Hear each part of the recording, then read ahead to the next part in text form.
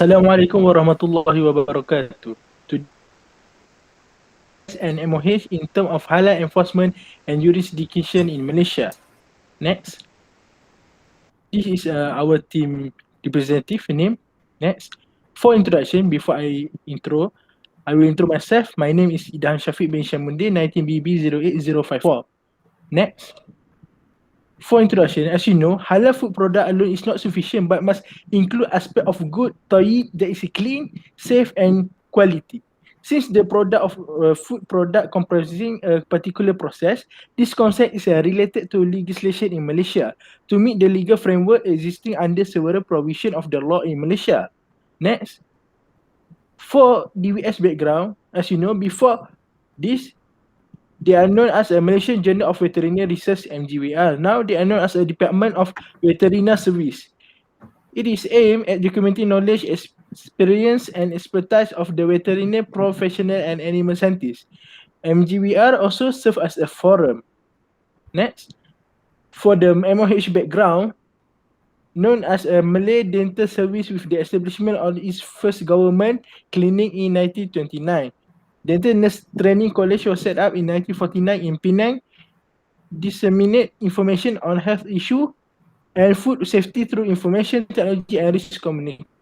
Okay, this is a part of a Jurisdiction Enforcement Act of DVS and MOH in halal industry. For DVS, this act may be cited as the Veterinary Surgeon Act 1974 and subject to subsection 2. Veterinary Act 1974, ADMI, the Veterinary Surgeon Act 1974, Annual Practicing Certificate means the certificate referred to under section 17 of the Act.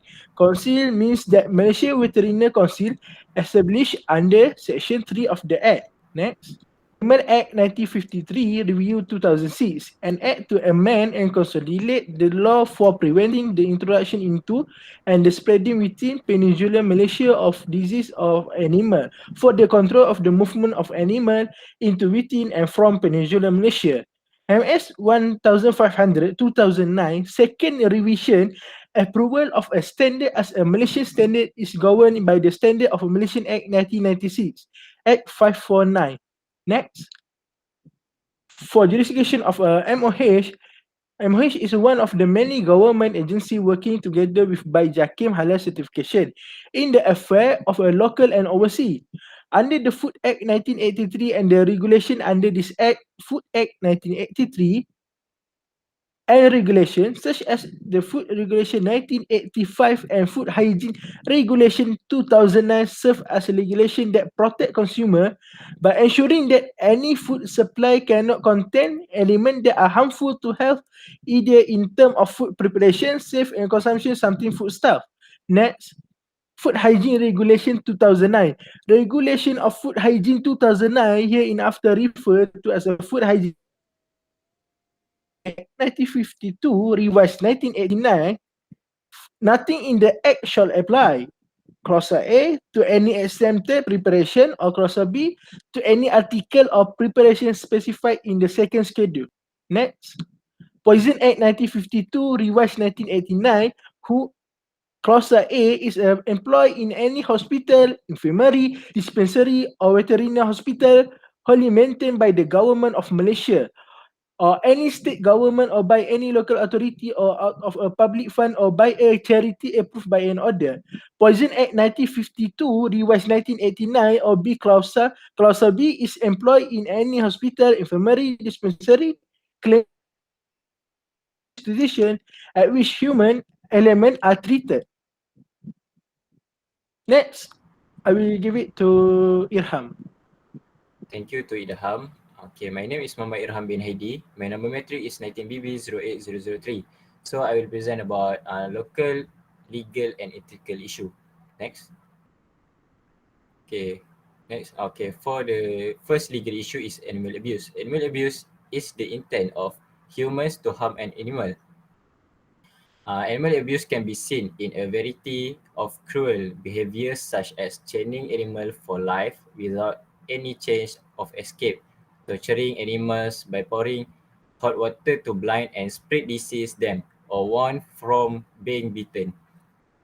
Those who commit atrocities should be punished and prosecuted under the Animal Welfare Act 2015.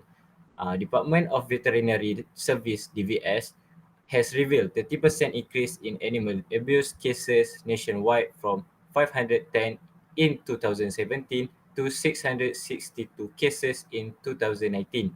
The protection and justice for animals provided under the law is very weak, and those who are responsible need to be stricter in taking legal action against the perpetrators of animal abuse. Okay, next.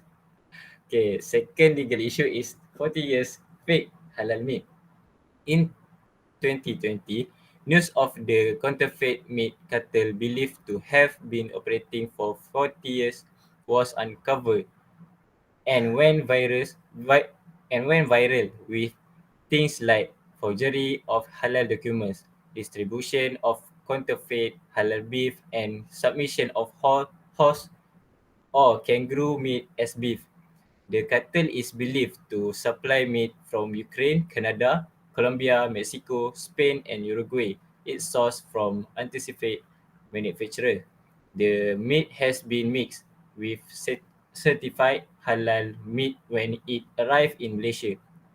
Involved government officer accepting bribes ranging from 150 ringgit to 3,000 ringgit in order to release the cargo. Many officers in the ground receive payment ranging from 150 ringgit to 500 ringgit to release each container. As a result, people as well as netizens are losing trust in the authorities on the issue. Okay, next is ethical issue, halal status of raped goat. In Malaysia, there is case where a senior citizen was found in raping a female goat in Kampung Sungai Buaya, Serendah to death.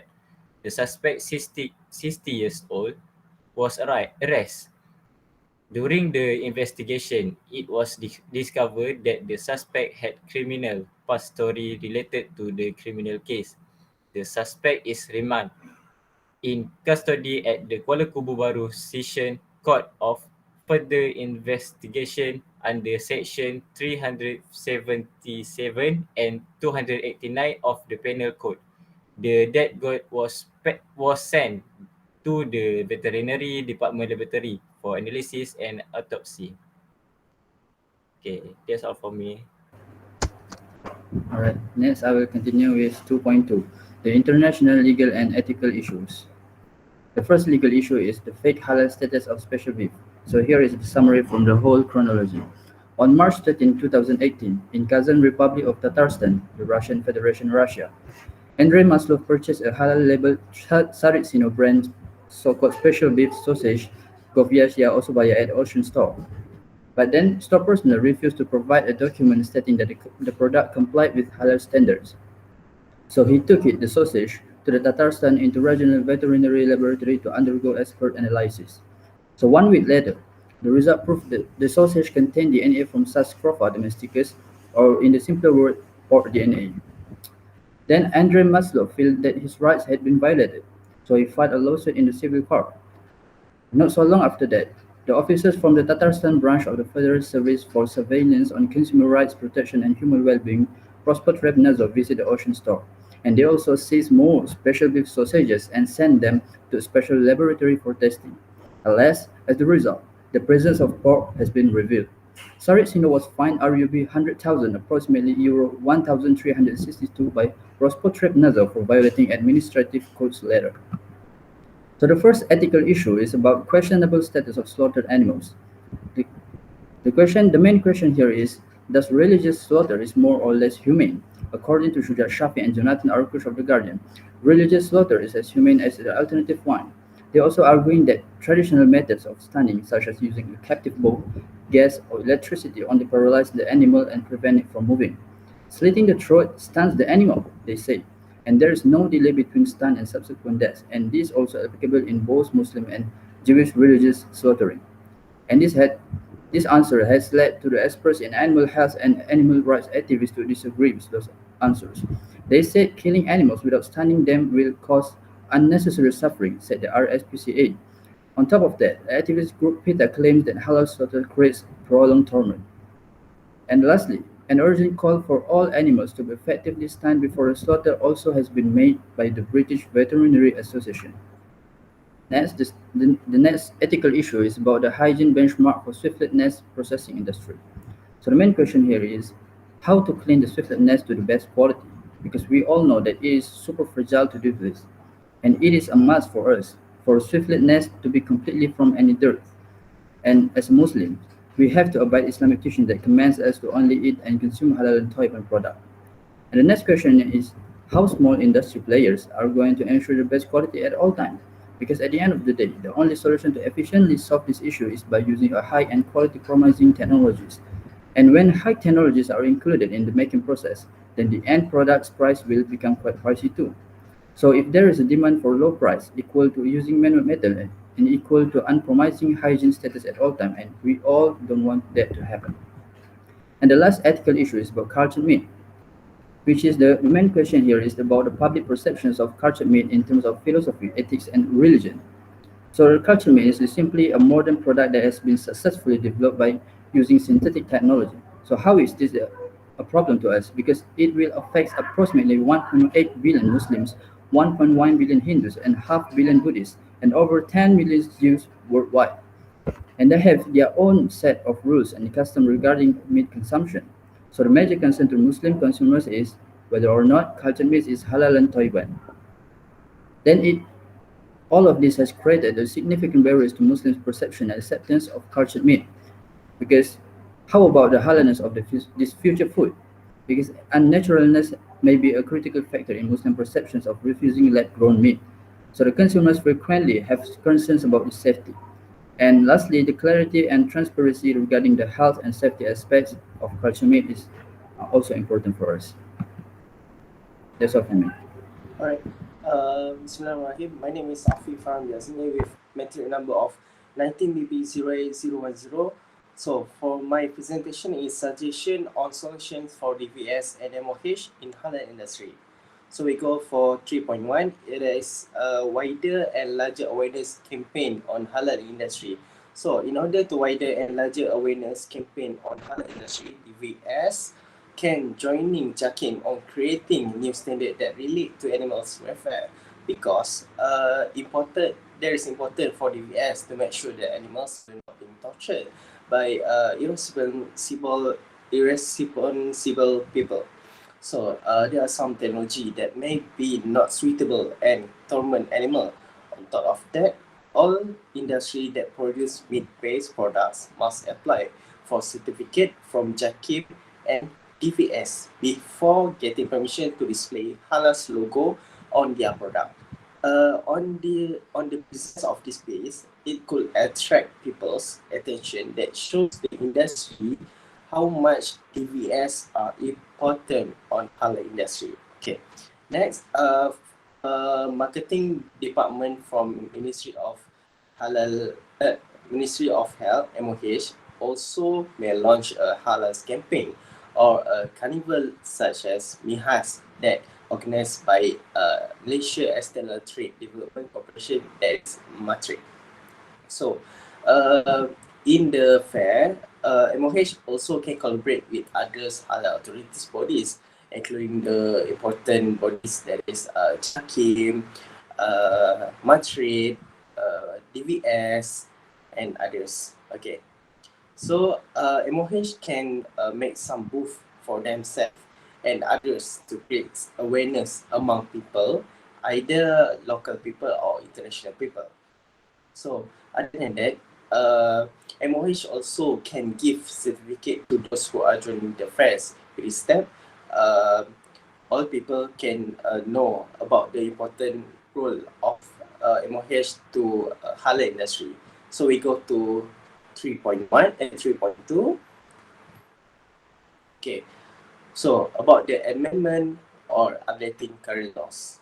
Okay, so for Dvs, I have found Animal Act 1953, Act 647. There is an amendment for the definition of disease, the animal disease, that was enforced in 5 February 2009.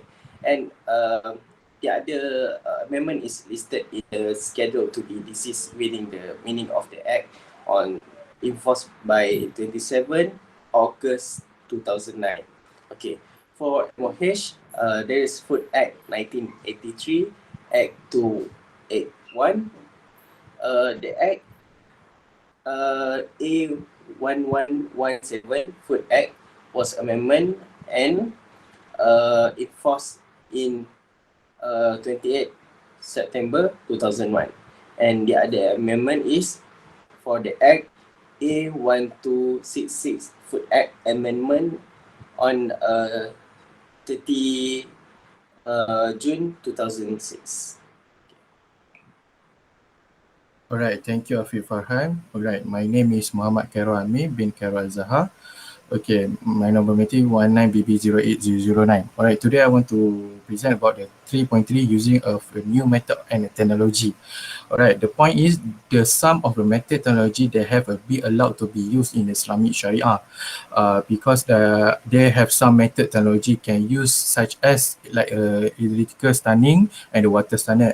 For the example, the picture we used in this slide.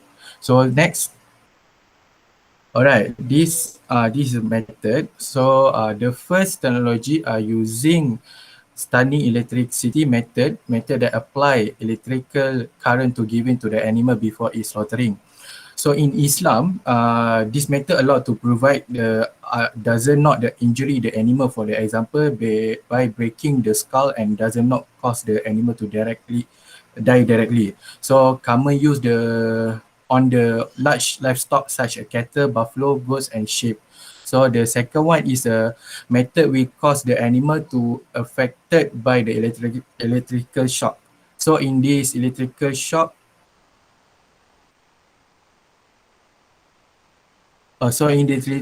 is become the anchor and fin of the moment.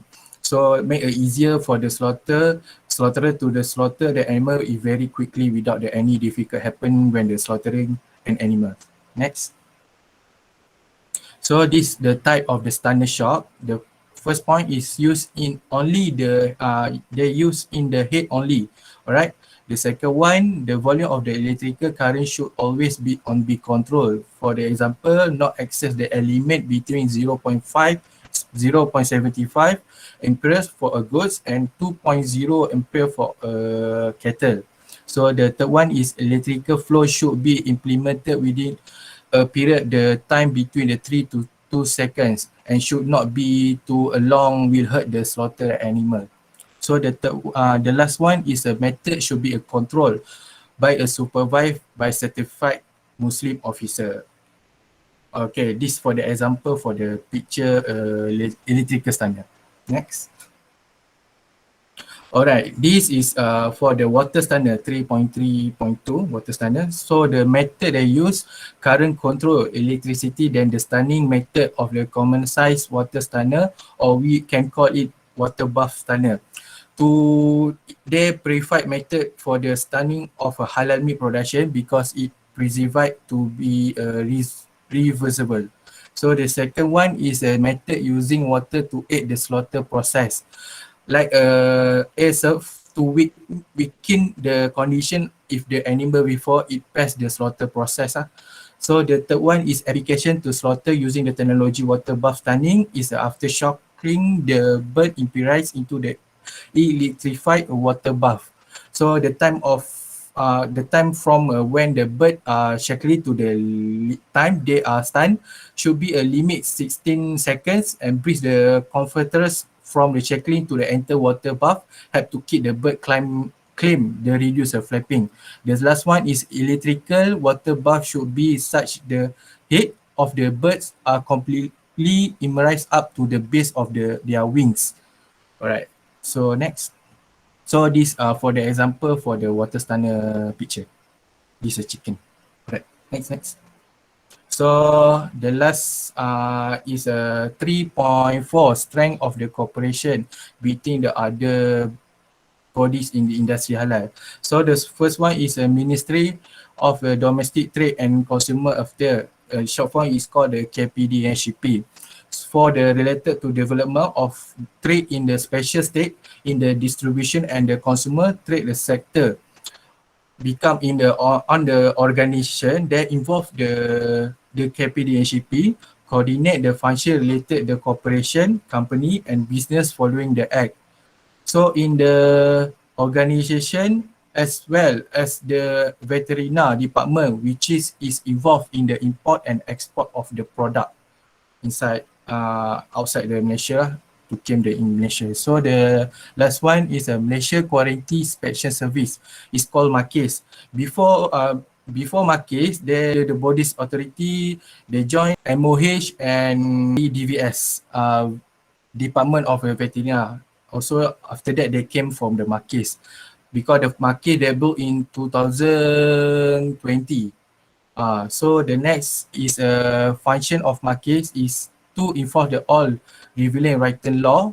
So increase the quarantine section and quarantine premise to ensure the plants, animal, fish, agriculture, product, soil and microorganism and food import.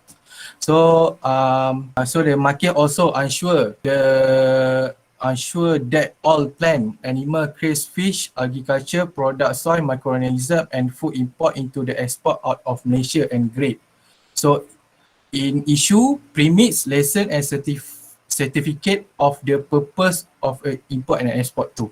So they're all for me. Thank you. Conclusion. Okay, thank you, Kai. Okay, for the conclusion, the picture of Malaysia as a country with an efficient legal system and administration of halal-related matters. It is for the government to take action in extracting all those good legal transformation principles to be implemented in all area of a halal-related matter. This exercise is really important in order to improve the exclusiveness and integrity of halal-related matter in Malaysia. That's all from us. Thank you very much.